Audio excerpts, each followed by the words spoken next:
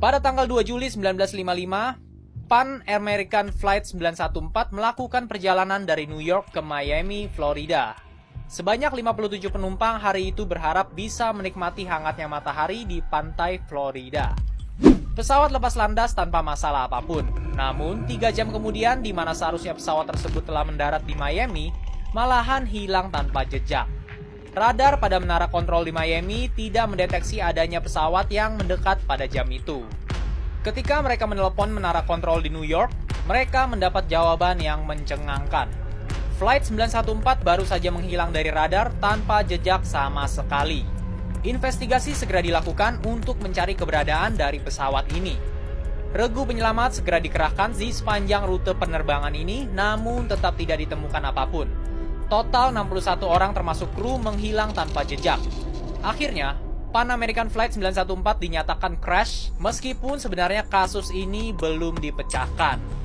Hingga 37 tahun kemudian, pada tanggal 9 September 1992 di Caracas, Venezuela, seorang pengawas lalu lintas udara bernama Juan de la Corte menjalani harinya seperti biasa. Tiba-tiba radarnya mendeteksi adanya sebuah pesawat tak dikenal sedang menuju ke arahnya. Pesawat tersebut tiba-tiba saja muncul entah dari mana, padahal sebelumnya tidak terlihat sama sekali. Ketika semakin mendekat, ada hal aneh yang terlihat dari pesawat tersebut. Bentuknya sangat kuno dibandingkan dengan pesawat pada saat itu karena masih menggunakan baling-baling pada sayapnya bukannya turbin. Namun keanehan baru saja dimulai ketika sang pilot mulai berbicara lewat radio kepada menara dan bertanya dalam bahasa Inggris, "Kami di mana?" Sebagai orang yang bertanggung jawab di sana, Juan menjawab bahwa ini adalah Bandara Caracas.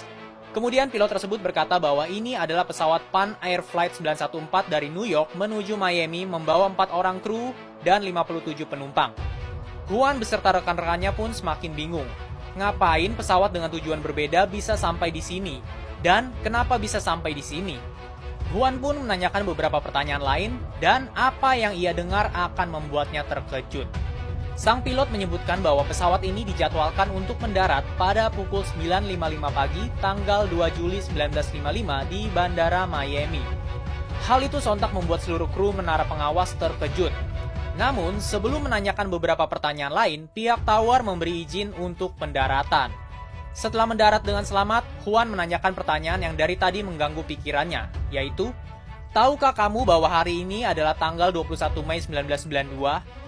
Akibat ditanya seperti itu, sang pilot pun menjawab dengan bingung. "Apa yang kamu bicarakan?" Hal itu sontak membuat Juan memerintahkan security guards untuk mengepung pesawat tersebut. Namun, hal yang gak terduga terjadi. Sang pilot justru meminta para petugas bandara untuk tidak dekat-dekat lalu menyalakan mesin pesawatnya lagi. Tanpa meminta izin take off, dia memacu pesawatnya dan terbang lagi. Juan memerintahkannya untuk tidak terbang tanpa izin karena hal tersebut berbahaya. Namun hal itu tidak mendapat respon dari sang pilot. Untuk beberapa waktu pesawat tersebut masih terlihat jelas, namun segera hilang kembali baik dari radar maupun penglihatan.